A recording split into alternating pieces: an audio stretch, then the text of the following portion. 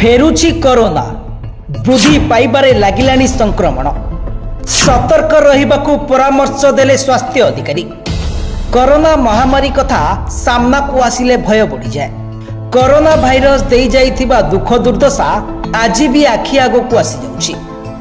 2020 मसीहारे सारा विश्व रे कोरोना भाइरस रचिथिला तांडव। काहाठारू परिवार छड़ाई नैथिला तो काहाकू सर्वस्वांत करिथिला।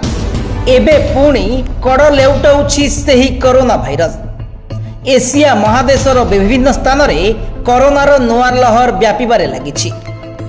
हांगकांग सहर रे कोरोना संक्रमण वृद्धि पाइबारे लागिछि। सेही भली सिंगापुर रे मध्य संक्रमण वृद्धि पाइलानी।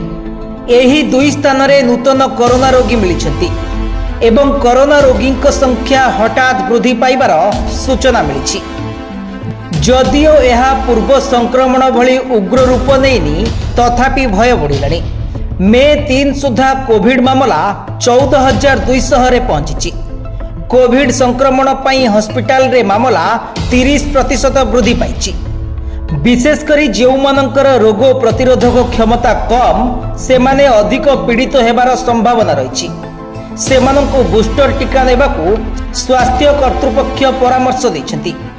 हांगकांग पॉपस्टार एसन चान कोविड पॉजिटिव थिबा जणा पड़िबा परे तांको ताइवान कनसर्ट को स्थगित रखा जाइछि। ब्लूमबर्ग रिपोर्ट कहिछि जे चीन मध्य कोविड रो एक नूतन लहर देई गति करुछि। गत 5 सप्ताह मध्य रे चीनवासी मध्य रे कोविड संक्रमण हार 2 गुणरू अधिक होइछि। ब्यूरो रिपोर्ट सर्वसाधारण न्यूज।